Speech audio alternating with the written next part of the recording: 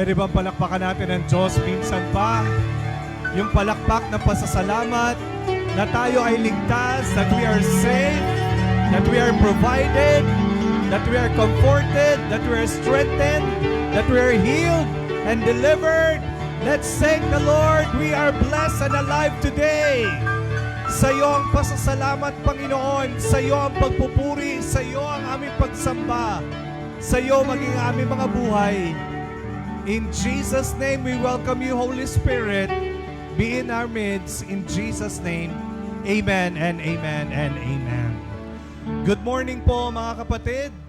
And welcome sa ating English Tagalog Worship and Healing Service. And today, I would like to welcome everyone sa tinatawag po natin na Day of Repentance. Today po, right at this moment, ang mga kasimbahanan po ng JIL Church sa buong Region 9, maging sa Region 12 at ang iba sa Davao na nakipag-contact sa atin, are joining all of us to this Day of Repentance. Ngayong oras at araw pong ito. We as a church to ask forgiveness and repent from all the sins of our nations. Bakit po ito ang naisip natin na tamang gawin sa oras na ito? Kung nagbibilang po kayo at nag-observe po kayo mabuti sa mga nangyayari, in just 11 days, sa loob lamang ng 11 araw, our nation was shaken by at least 6 strong earthquakes. Hindi nakasali sa bilang yung mga daan-daan na mga aftershocks na malalakas. Can you imagine that? Sa loob lamang ng 11 days, yung bansa natin ay nilindol ng 6 na malalakas na lindol. Look at this. First was in northern Cebu, and that was 6.9. Sinundan agad ng La Union sa Luzon, which is 4.4. Sinundan ulit ng pinakamalakas sa Davao Oriental, which is 7.4. And then sinundan ulit ng Isabela sa Luzon ng 4.5. Kahapon, sa Zambales sa Luzon, 5.1. And kagabi, sa Surigao del Sur, 6.2. In just 11 days. One after another. Sunod-sunod. And yes, maaaring sinasabi na nating lahat, we are part of the Pacific Ring of Fire. Pastor, ganun talaga yung mga bansa na nasa ilalim o nasa ibabaw ng tinatawag na Pacific Ring of Fire. Expected na talaga na magkakaroon ng maraming lindol at pagputok ng bulkan dahil nga dito tayo nakalugar, nakapwesto, nakasituated sa tinatawag na Pacific Ring of Fire. Maaring tama ang sinasabi natin. But I want you to consider this. Never in our nation's history has this happened. Siguro yung mga matatanda, yung mga lolo-lola na natin nandito makapagpapatotoo na hindi kailanman nangyari ito sa history ng ating bansa na may 6 na malalakas na lindol ang nangyari sa loob lamang ng 11 araw sa bansang Pilipinas. Amen? Never in our history. And makikita po natin sa mga pangyayaring ito, lives were lost, many were injured, homes, roads, bridges, buildings are destroyed. Napakarami po ang namatay, napakarami po ng nasugatan, napakaraming daan, bahay, buildings, hospitals, tulay ang nawasak. Kaya nga ang tanong agad natin ngayon, more than yung asking na gaano kalakas yung intensity, gaano karami yung nasugatan, gaano karami yung nasira. I believe tayo bilang mga simbahan ng Diyos, ang tanong natin is, Panginoon, ano po ang mensahe mo sa mga nangyayaring ito sa aming bansa sa oras na ito? Lord, what are you saying through all this? And mga kapatid, nagsasalita ang Panginoon. When we ask Him questions, He will answer. At ibinabalik niya pa rin tayo doon sa Biblia, sa 2 Chronicles 7:14, na sinasabi niya paulit-ulit. I think this is the word of the season. Paulit-ulit when we ask God, Lord, what is your message? Lord, ano yung gusto mong sabihin sa amin bilang simbahan? Palagi ito niyang binabalik. If my people, which are called by my name, shall humble themselves and pray and seek my face and turn from their wicked ways, then will I hear from heaven and will forgive their sin and will heal the land. Mga kapatid kay Kristo, church, God is calling us, His people, to repentance. Tinatawag tayo ng Panginoon sa panahong ito ng buong pusong pagsisisi at pagtalikod sa ating mga kasalanan, maging sa kasalanan ng bansa. Sa Ezekiel 22 verse 30, sinabi niya, I look for someone to stand up for me, to repair the defenses of the city, to stand in the gap.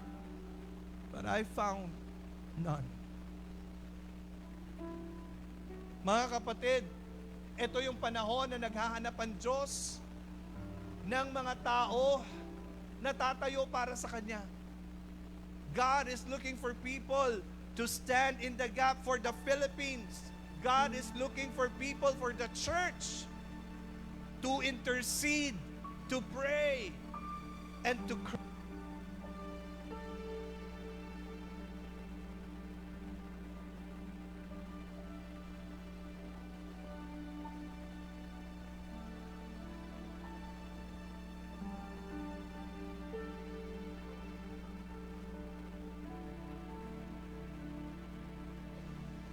Okay. Sa mga judgment na ito. At alam po ba ninyo, I don't know if you're aware, there are still a lot of rumors of stronger earthquakes to come. One prophet said, there will be one more strong earthquake to come. At kahapon tinignan ko ang kanyang prophecy, sabi niya, Manila, get ready.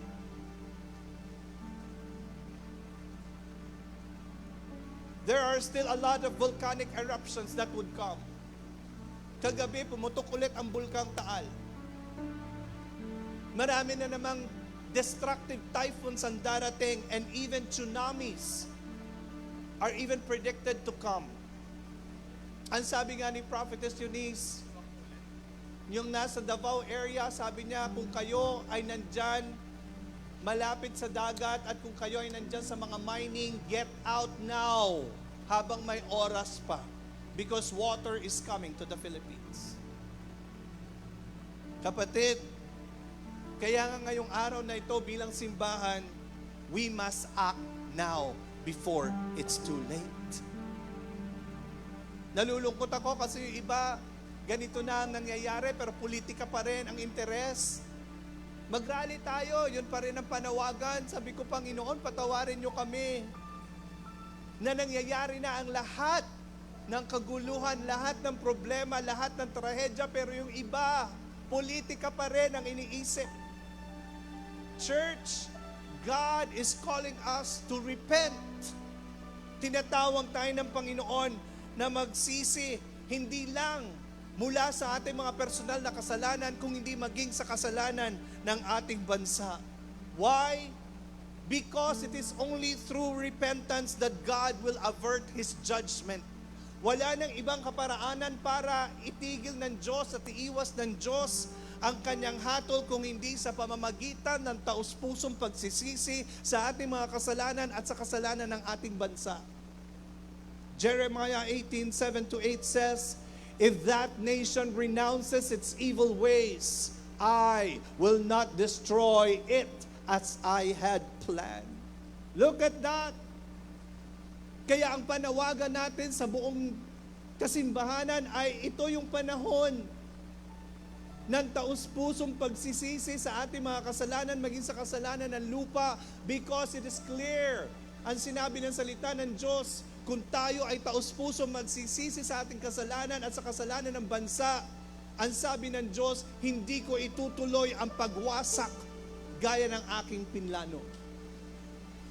Sa aklat ng Acts chapter 3 verse 19, repent and return to God that your sins may be wiped away, that times of refreshing may come from the presence of the Lord. These are words of God na nagpapakita sa atin ng katotohanan na kung meron dapat ginagawa ngayon ng simbahan at mga anak ng Diyos, yon ay ang lumuluhod at nagsisisi again sa ating mga kasalanan at sa kasalanan ng bansa. Siguro may tatanong ninyo, ano po ba mga kasalanan ng ating bansa na kailangan po nating hingan ng kapatawaran at pagsisihan? Well, hayaan po natin ang salita ng Diyos sa umagang ito ang magpakita sa atin ang sinasabi ko na 3 pinakamalaki na kasalanan na ginagawa ng ating bansa na kailangan nating hinga ng patawad sa Diyos at sama-samang pagsisihan. Sa mensahe po natin sa umagang itong, repent, repent, repent. It's time to repent. Basahin po natin ang Isaiah 24 verse 4 to 6.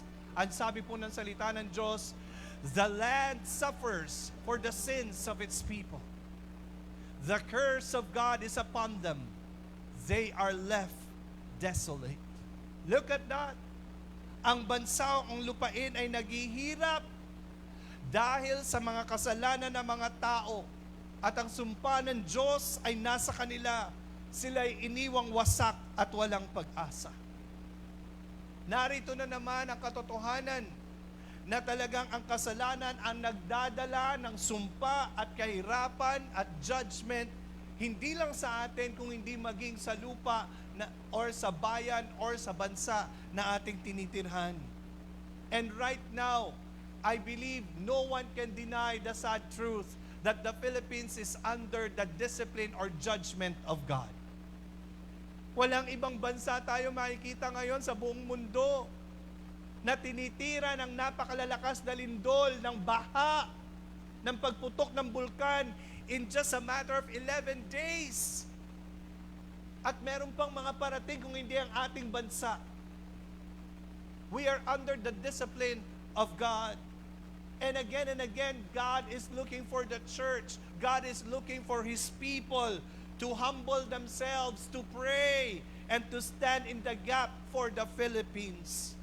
Hinaghahanap ang Diyos ng kanyang mga tao, ng kanyang mga anak, ng kanyang mga nanampalataya na tatayo at magsishield, magproproteksyon mula sa judgment ng Diyos papunta sa ating bansa. At ang nakakalungkot lang, gaya ng nabasa natin kanina, ang sabi ng salita ng Diyos, wala akong nakita kahit isa. Kaya nga po, ito yung panawagan natin sa lahat. Tigilan na muna ang pakikialam or interes sa politika. Politics will not solve these tragedies. Tigilan na po muna natin yung mga pagpapakyut natin. Yung papakyut natin, hindi ito makakasolve sa mga problema ng ating bansa. Tigilan na natin yung maliliit natin na mga away-away at pagkakahati-hati. It will not solve the tragedies that the Philippines is facing. Only repentance, only asking forgiveness from the sins of the land can avert the judgment of God. Kaya nga po sa umagang ito, meron tayong meron ako nakita 3 na very pressing, 3 na very obvious na kasalanan natin bilang isang bansa ang kailangan natin na simula ngayon at araw-araw ng buhay natin ay hingan ng kapatawaran mula sa Diyos. Una po, let us come and repent of our idolatry. Pagsisihan na po natin ang ginagawa ng bansang Pilipinas sa pagsamba sa Diyos-Diyosan. Exodus 20 verse 3, ang sabi ng salita ng Diyos, napaka-clear, you shall have no other gods before me. Nasa 10 utos ito.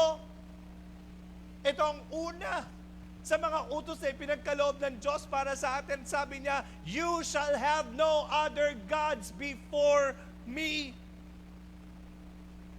And yet we know, sa ating bansa, napakaraming Diyos-Diyos na sinasamba at pinaglilingkuran ng mga Pilipino. Sa Psalms 115 verse 4 to 8, the idols of the nations are silver and gold, the work of men's hands. They have mouths, but they cannot speak. They have eyes, but they cannot see. They have ears, but they cannot hear. They have noses, but they cannot smell. They have hands, but they cannot feel. They have feet, but they cannot walk, nor can they make a sound with their throats. Those who make them will become like them, everyone who trusts in them. Hindi ko po alam kung ano pa ang hindi natin naiintindihan mula sa pagkakarinig at pagkakabasa natin mula sa salita ng Diyos. But this is very clear. Ang pagsamba ay para sa totoong Diyos lamang.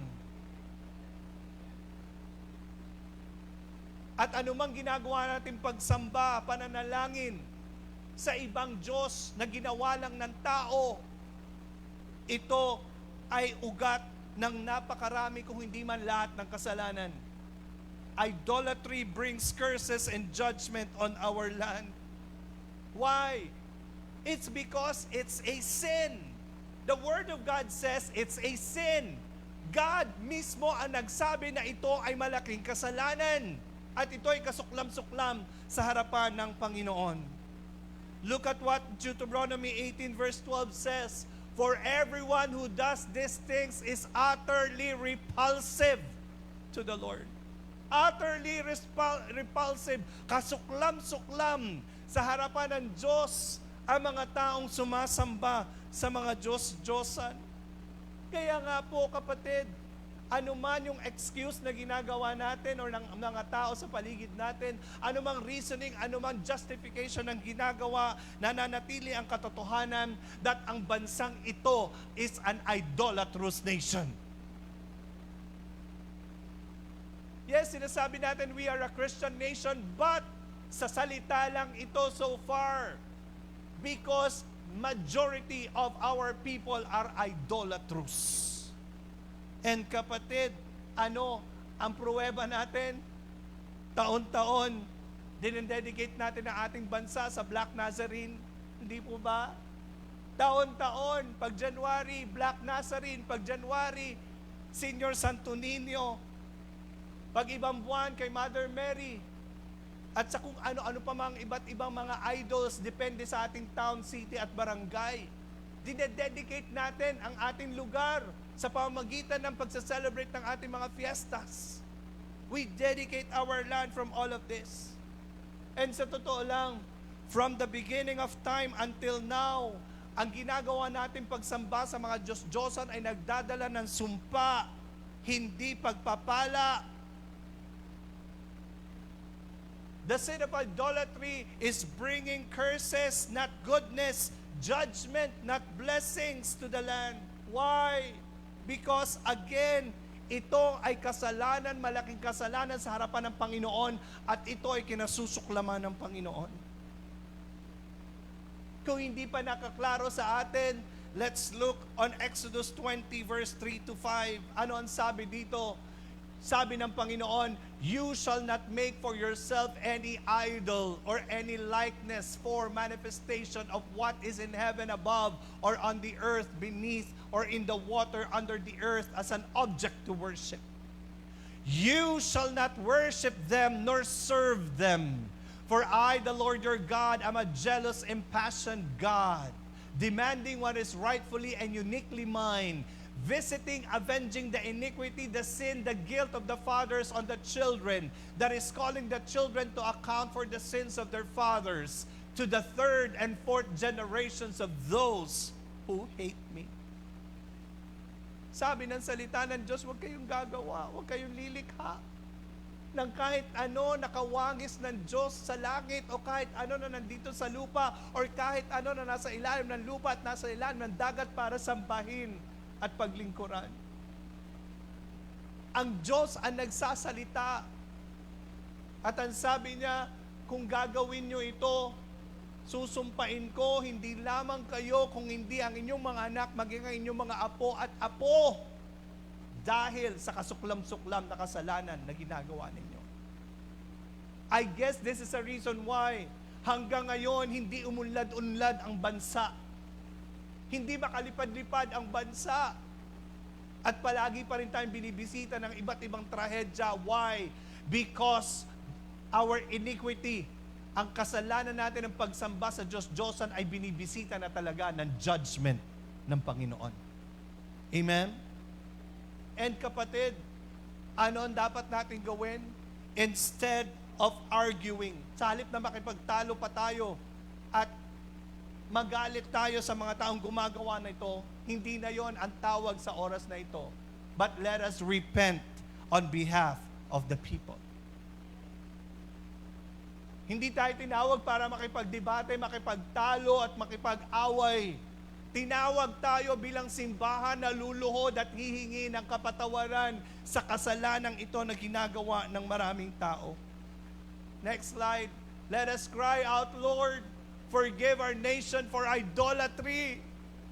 Forgive us for worshiping. Forgive us for praying. Forgive us for offering to idols made by men. Ito dapat ang ginagawa natin ngayon at bawat araw ng buhay natin. Hingin natin ang kapatawaran ng Diyos mula sa pagsamba ng bansa, sa iba't ibang ribulto, sa iba't ibang larawan, sa iba't ibang Diyos-Diyosan. At hingin natin ang kapatawaran sa Panginoon mula sa ginagawa natin mga pagsamba, pananalangin at pag-o-offering sa mga ribultong ito na ginawa ng tao. Let us declare that the Philippines belongs to Jesus. Jesus alone is our God and Savior.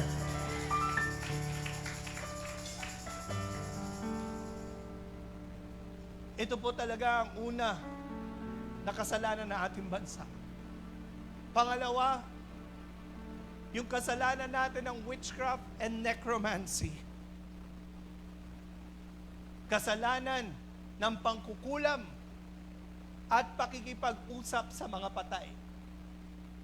Sabi po ng Deuteronomy 18:10-12, there shall not be found among you anyone who practices divination or witchcraft or a medium or a necromancer. Ang sabi ng Panginoon, wala dapat na makikita sa inyo ang gumagawa ng mga ito, ng pangkukulam, ng panghuhula, lalo na ang pakikipag-usap at pakikipagkonsulta sa mga patay. Sa Leviticus 19:31, ang sabi niya, do not turn to mediums and spiritists. I am the Lord your God. Ipinapaalala sa atin, may kailangan ba tayo? Kailangan ba natin ng tulong? Kailangan ba natin ng kagalingan? Kailangan ba natin ng mga advices? Wag na wag kayong pupunta, ang sabi ng salita ng Diyos, sa mga espiritista at mga mediums, ang sabi ng Panginoon. Mga kapatid, bago pa po dumating ang mga Spaniards to colonize the Philippines, puno na ang ating bansa ng mga mangkukulam, mambabarang, aswang, at yung tinatawag natin ng mga faith healers. Bago pa dumating ang Spanish people, baka akala kasi natin dala-dala nila ito. No! Sa history natin, bago pa dumating ang pagsakop ng mga Espanyol, marami na tayong ganito. Marami na tayong mga beliefs na ganito. Marami na tayong tradisyon na mga ganito. Marami na tayong ginagawang pangkukulam, pambabarang, faith healers, and even ang aswang. And alam po ninyo, what is more shocking is very recent. Necromancy, the practice of communicating with the dead, was even mentioned publicly by no less than President Bongbong Marcos when he said he was talking to his dead father and he was asking for advices from his dead father. It was shocking para malaman natin na meron tayong presidente na ang kinukunan pala niya ng advice sa kanyang patay na tatay. No wonder. Sabi ng iba, adik siya. Sabi ko, sobra to sa pagka-adik. Kung totoo man siyang adik, sobra pa to sa pagka-adik. Sabi nila, bangag siya. Sabi ko, sobra pa to sa pagkabangag. Can you just imagine the head of the nation? Sabi niya, halos gabi-gabi, naririnig ko ang boses ng aking ama. That's necromancy. That's even worse than witchcraft. Kaya nga again, ano ang sinabi ng Deuteronomy 18 verse 12? Everyone who does these things is utterly repulsive to the Lord. Kinasusuklaman ng Diyos ang mga tao at ang mga bagay at ang mga kasalanang ito. These are abominations to the Lord. At ito nag-iimbita ng galit, ng sumpa, ng parusa ng Diyos sa ating bayan. Kaya nga po today, hindi ito ang panahon para sisihin natin ang presidente. He doesn't know what he's doing. He's blinded. Hindi niya alam ang kanyang ginagawa. Kaya dapat bilang isang simbahan, manalangin tayo, humingi tayo ng kapatawaran sa mga kasalanan na ginagawa ng mga taong ito. Let us pray. Anong dapat nating sabihin? Lord, forgive our nation for necromancy. And we renounce all forms of occultism, superstition, and witchcraft. Ito dapat ang pinapag-pray na po natin ngayon. Because again, ano ang sabi ng salita ng Diyos? God is looking for people to stand in the gap. Naghahanap ang Diyos ng mga tao, ng mga nanalangin magsisisi sa kasalanan ng bansa. And we pray that today, when God look at us, sasabihin niya, meron ako nakita sa lugar na to. At dahil doon, ititigil ko ang mga trahedya. Let us declare, there is only one God, the living God, Jesus Christ, and we believe and serve Him alone.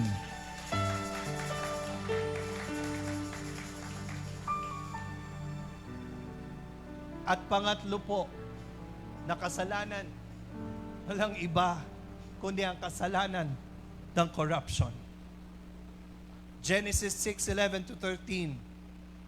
The population of the earth was corrupt, absolutely depraved, spiritually and morally putrid in God's sight. And the land was filled with violence, desecration, infringement, outrage, assault, and lust for power. God looked on the earth and saw how debased and degenerate it was. For all humanity had corrupted their way on the earth and lost their true direction. And then God said to Noah, I intend to make an end of all that lives. For through men the land is filled with violence. And behold, I am about to destroy them together with the land. People of God, let's listen to this.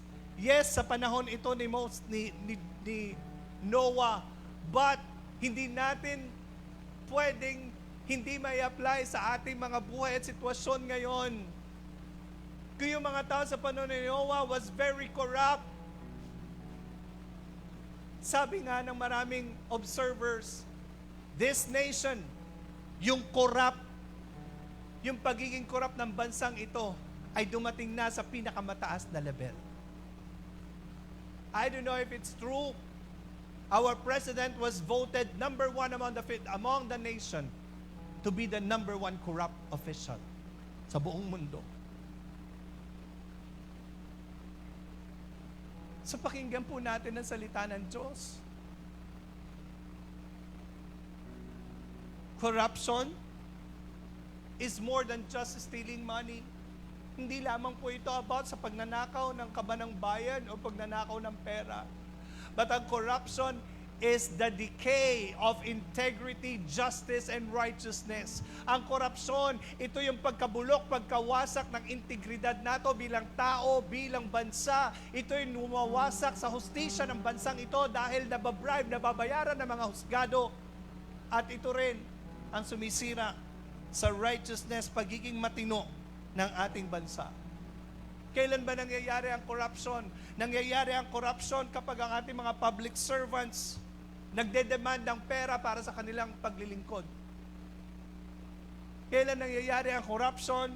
Kung ang mga politiko ay ginagamit ang mga pondo ng bayan para lamang sa kanilang sariling mga gusto at ginagamit din nila ang kanilang mga posisyon para sa kanilang mga sariling agenda. Kailan nangyayari ang corruption? When corporations bribe for profit. Kapag ang mga corporation, ang mga opisina, ang mga tao ay nagsusuhol, nagbabayad ng suhol, mga tao na nagsusuhol para lang makakuha ng item, mga tao na nagsusuhol para makakuha ng trabaho, mga tao na nagsusuhol para makakuha ng kontrata. All of these are forms of corruption. And sadly, sabi nga, the corruption in our nation has come to its worst. And dahil dito, because of corruption, curses and judgment are happening in our land, one after another. At dahil sa grabing corruption na ito, ano ang sabi ng salita ng Diyos? Genesis 6 verse 13, I intend to make an end of all that lives, for through men the land is filled with violence, and behold, I am about to destroy them together with the land. Ano pa ba ang pinakamabilis para mawasak ang mga tao hindi pa sa mamagitan ng lindol? Isang malakas na lindol, kayang pumatay hindi lang ng libu-lib, ng daan-daan, but pwedeng pumatay ng libu-libong tao. Ano pa ba ang paraan para mawasak ang maraming tao ng bigsanan lang? Hindi ba pamamagitan ng tsunami? Hindi ba sa pamamagitan ng flash flood? Aanurin na lang lahat hanggang sa kamatayan? Hindi po tayo nananakot. We are just stating facts. Mga posibilidad na pwedeng mangyari dahil ang katotohanan, again, dahil sa kasalanan ng bansa, we are under the judgment and the curse and the discipline of God. Kaya ang panawagan, again mga kapatid, hindi na ito yung panahon na magtuturo tayo, siya kasi, sila kasi, sila kasi. But this is the time to fall down on our knees and repent. Marami na nagtuturo, wag na tayong sumama pa at dumagdag pa sa nagtuturo. Hindi naghahanap ang Diyos na nagtuturo at naninisi sa iba. Ang hinahanap ng Diyos ay mga tao niya na luluhod bawat araw, mananalangin, magsisisi sa kasalanan ng bansang ito upang sa ganon ay maiiwas ng Diyos ang kanyang paghuhukom. Let us pray. Forgive us from all forms of corruption in our nation. Cleanse our land, Lord, and let truth and justice reign in the Philippines. Lord, forgive us. Ito po dapat ang sigaw ng mga puso na natin ngayon. Hindi na yung sinisisi natin ng iba. Hindi yung pinagsisigawan natin, si President kasi ganito, si Vice President kasi ganito, yung mga senador kasi ganito, yung mga kongresista kasi ganito. Sino ba nagboto sa kanila? Hindi ba tayo? Sinisisi natin sila. Tayo ang dapat sisihin. Dahil hindi tayo nakikinig sa salita ng Diyos. We have become idolatrous even of these politicians. And we need to repent. We need to repent. Again, ang sabi po na Ezekiel 22 verse 30, I look for someone to stand up for me, but I found none. Ito yung isang nakakatakot na salita ng Diyos. Sinasabi niya, Pilipinas, hinahanap ko yung mga anak ko, hinahanap ko yung mga simbahan ko, hinahanap ko yung mga nananampalataya sa akin para manalangin, para protektahan ng bansa mula sa aking paghuhukom. Pero wala akong nakita kahit isa. Therefore, wala na akong magagawa kung hindi ituloy ang plano ng pagwasak. Church, it is not enough that we know the sins of the land. Hindi po sapat yung alam natin itong mga kasalanang ito. And I believe, alam nyo naman ito, kahit hindi ko ito ituro sa inyo, alam nyo to, na kasalanan ito.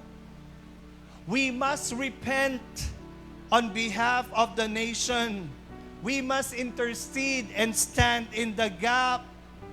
Let us cry again and again, day and night. Let us cry that, Lord, patawarin niyo po ang kasalanan ng aming bansa. Maawa po kayo, mahabag po kayo sa aming bansa.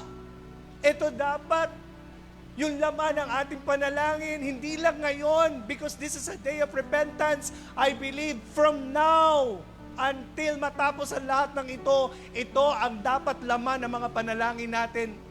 Hindi na yung, Lord, bless me, Lord, bless us, bless. No! The prayer today, starting today, and hanggang matapos ang lahat ng ito is, Lord, forgive us. Forgive us, Lord. Forgive the Philippines. At kahabagan niyo po kami. Bakit? Bakit kailangan natin itong gawin araw-araw? It's because even a few righteous intercessors can move the heart of God. Ito ay isang katotohanan na kahit iilan lamang na talagang buong puso na magsisisi araw-araw sa kasalanan ng bansa, naniniwala tayo kaya nitong hipuin ang puso ng Diyos. Sa Genesis 18:24-33, ano ang sabi doon? Lord, kung meron po bang 50 na matinong tao, kung meron po bang 45, Lord, if there is 40, if there is 30, if there is 20, if there is 10, Lord, itutuloy niyo pa rin po ba ang pagwasak sa bansa? Ang sabi ng Lord, for the sake of the 10, I will not destroy it. I will not destroy it. Mga kapatid, kahit konti lang, baka iniisip nyo kasi tayo lang naman nagpe-pray, kapatid. Mahalaga ito sa harapan ng Diyos na kung bawat araw, tayong lahat, hindi natin makakalimutan na magsisi sa kasalanan ng bansa. Naniniwala ako, kaya nating mahipo ang puso ng Diyos and that God can spare the Philippines. So church, let us rise as one body. Let us cry for mercy without ceasing. Kung meron tayong ikukulit sa Panginoon ngayon, yun ay ang kahabagan niya ang ating bansa. Huwag nating tigilan ang pananalangin, ang paghingi ng tawad at paghingi ng kabag sa ating Diyos. Let us pray for God to avert His judgment and heal our land. Yung kantang Heal Our Land, hindi na lamang ito basta maging kanta, kung hindi ito ay maging dasal, taimtim na dasal ng ating mga puso. Church, it's time to repent. It's time to return. It's time to stand in the gap for the Philippines. The word for the day, the word for this season is repent. Repent. Repent. Dahil itinatawag tayo ng Diyos ngayon, higit kailanman, bilang isang simbahan, bilang mananampalataya kay Kristo, bilang nananampalataya sa Kanyang salita, wala tayo ibang dapat gawin bawat araw kung hindi ang manalangin ng kapatawaran mula sa mga kasalanan ng bansa. Tumayo po tayong lahat at sama-sama po tayong mananalangin. Una, mananalangin po ako para sa kapatawaran ng kasalanan ng pagsamba sa Diyos-Diyosan. Pangalawa, ay may mananalangin para sa kapatawaran ng kasalanan ng witchcraft and necromancy. At pangatlo, ay may mananalangin para hingin ang kapatawaran mula sa kasalanan ng korupsyon. Pero right at this time, gusto na ako kamo mismo diha sa inyong ginatayuan. Spend some time praying for forgiveness sa inyong mga kasalanan. I will give you time to pray. Ask forgiveness for your sins, for your personal sins, and repent from them. It's time for us to repent. It's time for us to return to God. It's time for us to repent of our stubbornness. Panahon na ito para manalangin tayo, tumingi ng kapatawaran sa katigasan ng ating mga ulo, sa hindi pagsunod sa kanyang salita, sa kanyang sugo, sa kanyang mando. It's time to repent sa paglalaro natin sa ating pananampalataya. It's time to repent sa walang klaro nating devotion at commitment at pananampalataya sa Diyos. It's time to repent sa hindi natin pagiging asin at ilaw ng mundong ito. It's time to repent.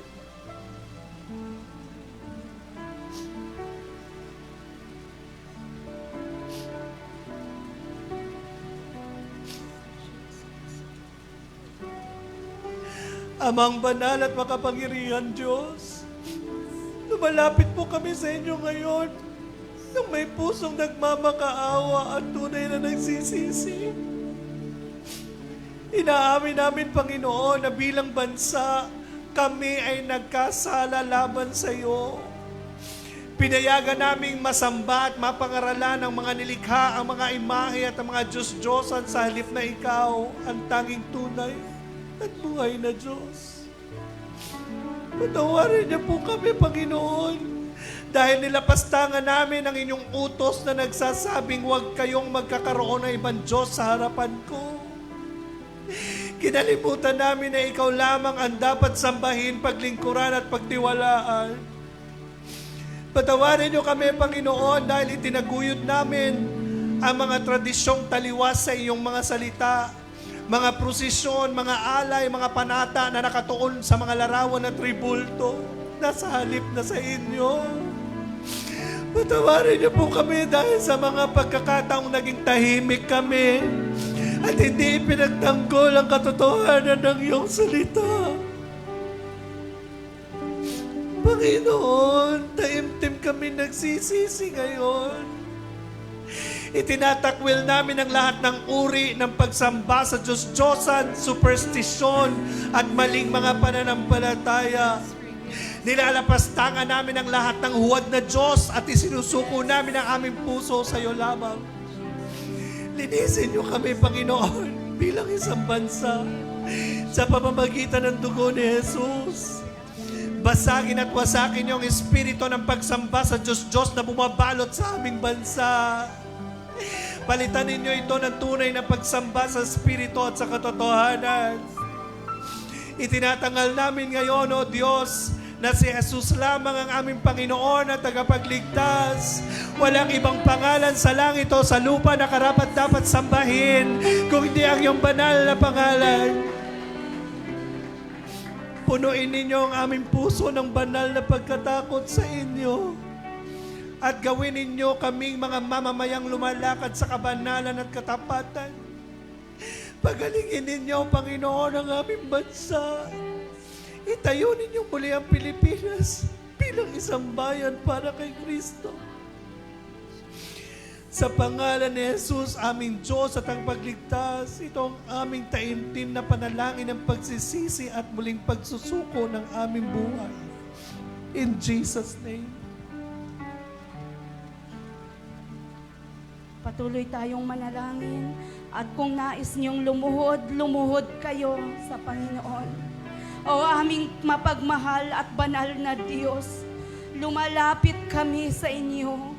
Ngayon, may pagkababaang loob at buong pusong nagsisisi. Inaamin namin na bilang bansa, kami ay nagkasala laban sa inyo. Pinayagan namin ang kasamaan ng pangkukulam, panghuhula, orasyon at pakikipag-ugnayan sa mga patay na pumasok sa aming kultura at pamumuhay. Patawarin ninyo kami, Panginoon, dahil hinayaan namin ang takot, kamangmangan at pagnanais ng kapangyarihan ang maghari sa amin sa halip na ang pananampalataya sa inyo. Patawarin ninyo kami dahil may mga taong tumatawag sa mga espiritu ng patay, humihingi ng tulong sa mga demonyo at nagtitiwala sa mangkukulam sa halip na sa inyong banal na espiritu. Nilalapastangan namin ang inyong pangalan sa tuwing hinahalo namin ang aming pananampalataya sa mga gawaing ipinagbabawal ninyo. Kaya ngayon, Panginoon, kami ay taimtim na nagsisisi. Hinihiling namin, O Diyos, na hugasan ninyo kami ng inyong banal na dugo. Linisin ninyo ang aming mga puso at isipan. At palayain ninyo ang aming bansa mula sa mga tanikala ng kasinungalingan, sa lamangka at espiritu ng kadiliman. Ngayon, aming isinusuko sa inyo ang lahat ng uri ng pangkukulam, mahika, espiritismo at necromancy. Binabasag at winawasak namin ang lahat ng kasunduan sa kaaway at itinatakwil ang lahat ng gawa ng demonyo sa pangalan ni Hesukristo. Itinatanghal namin na si Hesukristo lamang ang aming Diyos, ang aming Panginoon at ang tanging kapangyarihan na aming sinasampalatayanan. Panginoon, pagalingin ninyo ang aming lupa, ibalik ninyo ang kabanalan sa aming bayan, at punuin ninyo kami ng inyong Espiritu Santo upang mamuhay kami sa kabanalan at katotohanan. Sa pangalan ni Jesus, aming manunubos at hari, ito ang aming panalangin. Amen. Patuloy po tayong mananalangin. Humingi ng tawad sa ating kasalanan sa pagnanakaw at korupsyon sa gobyerno. Panginoon, every election, tumatanggap kami ng pera. Pumipila kami para tumanggap ng pera sa politiko. Naghahanap pa kami sa mga barangay, mga leader, saan ang pera? Panginoon, patawad. Patawad na kami bilang bansa ay kilala na kada eleksyon tumanggap ng pera sa politiko at ang politiko ay binibili ang boto namin. Patawad, Panginoon. Patawarin ninyo kami dahil pinayagan naming mangingibabaw ang kasakiman sa halip ng katapatan, ang pansariling interes sa halip na kabutihan ng nakararami. Patawarin niyo kami, Panginoon, dahil sa mga pagkakataong kami ay tumahimik lamang sa gitna ng maling gawain ng aming mga leaders. Sa mga oras na kami mismo ay naging bahagi ng katiwalian. Sa pagbibigay o pagtanggap ng suhol, sa pandaraya, sa kasinungalingan, at sa pang-abuso sa kapangyarihan. Panginoong Yesus, nilalapastangan namin ang iyong katuwiran at katarungan. We repent of this sin, Lord. Nabigo kaming maging tapat, nakatiwala ng yaman, posisyon, at pribilehiyong pinagkakaloob ninyo sa amin bilang Pilipino. Ngayon, Panginoon, kami ay team na nagsisisi. Lahat tayo humingi ng tawad, Lord. Patawarin niyo kami. Mula sa pinakamaliit hanggang sa pinakamalaking ninakaw namin sa kaba ng bayan, patawad, Panginoon.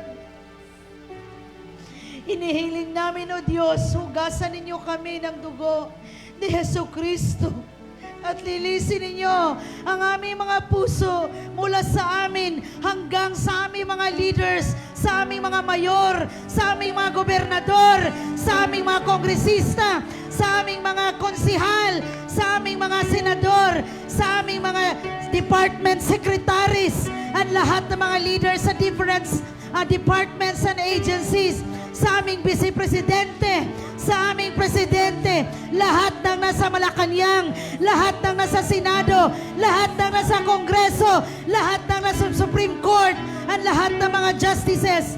Baguhin ninyo ang aming isipan at palitan ninyo ng puso na tapat.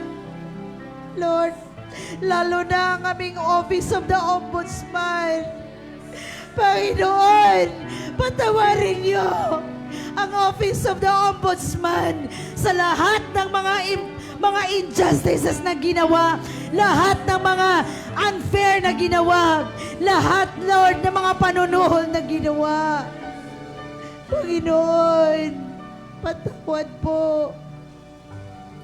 Basagin ninyo ang tanikala ng kasakiman at kawalan ng katarungan sa aming lipunan.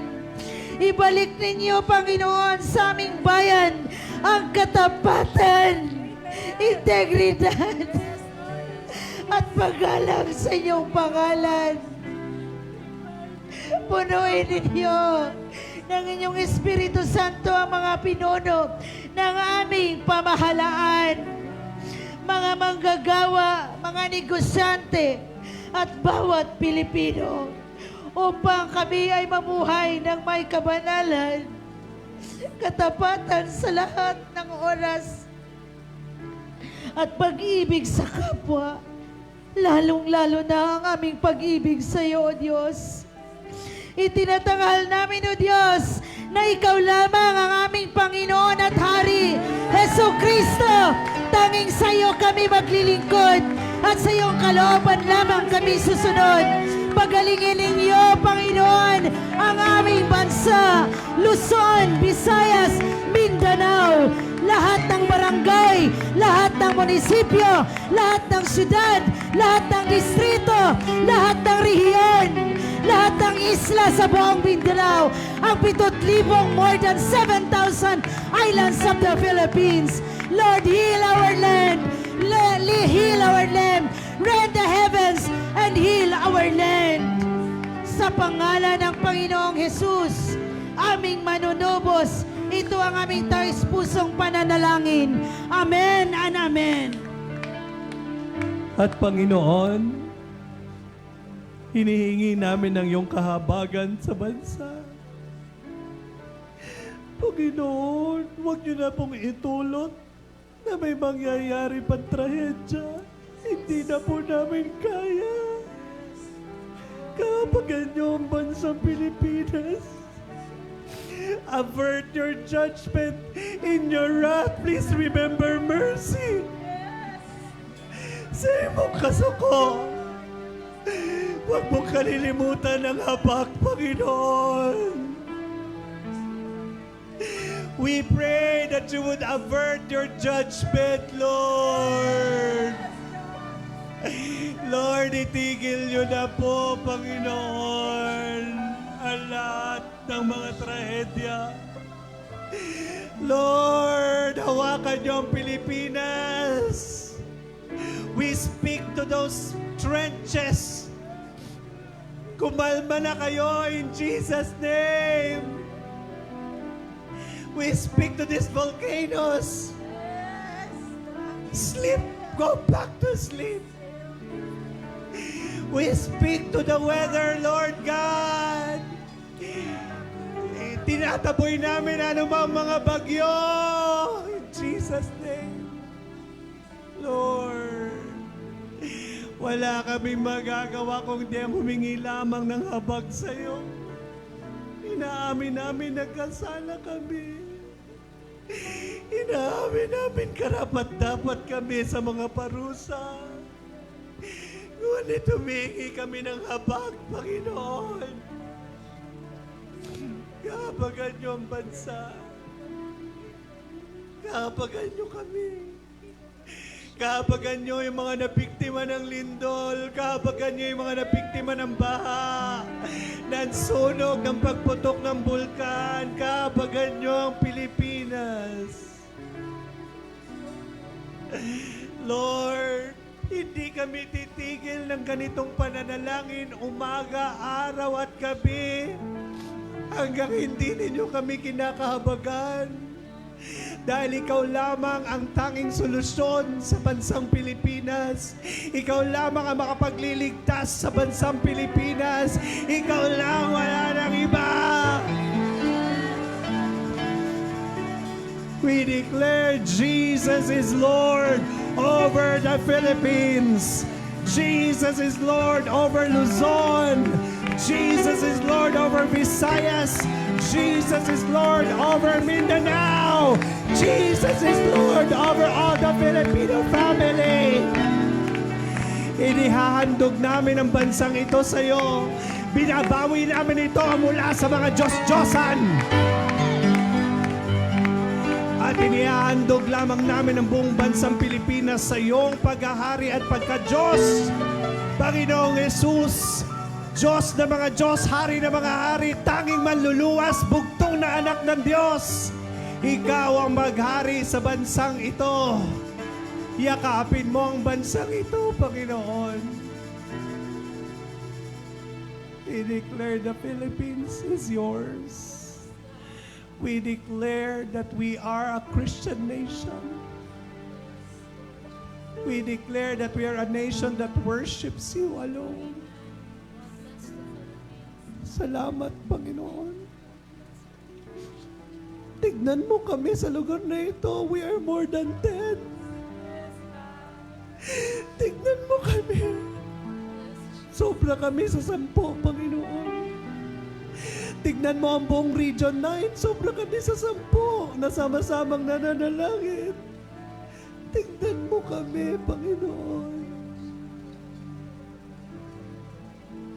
Ang iyong kahabagan ang maghari. Salamat po. Mapagmahal ka, mapagpatawad ka. Salamat po. In Jesus' name we all pray. And right now, just grab somebody at ipag-pray po ninyo ang inyong katabi. Ipag-pray po ninyo ang pamilya ng inyong katabi. Pray for the protection of the Lord. Pray for the blood of Jesus to protect us and our families represented here. Pray, pray, pray. Pray for the favor of God, for the mercy of God, for the salvation of God. Pray.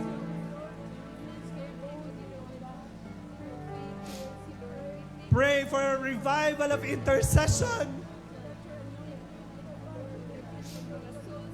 Lord, cover us, your people, with your precious blood. Let your salvation be upon us day by day. Let your deliverance be upon us day by day.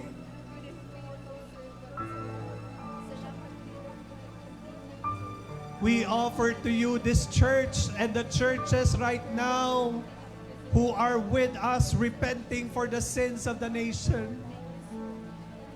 Pagharian mo kaming lahat. Pagharian mo kami ng iyong kaligtasan, ng iyong kapangyarihan, ng iyong kahabagan. In Jesus' name. In Jesus' name. In Jesus' name. Amen and amen and amen.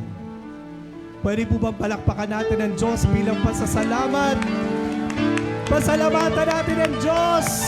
Ideklara ang kanyang kabutihan. Ideklara ang kanyang pagmamahal. Ideklara ang kanyang kahabagan. Ideklara ang kanyang katapatan. Ideklara ang kanyang kaligtasan. Salamat o Diyos. Sa iyo ang pagsidungog. Sa iyo ang mga pagsimba. In Jesus' name. Amen and amen.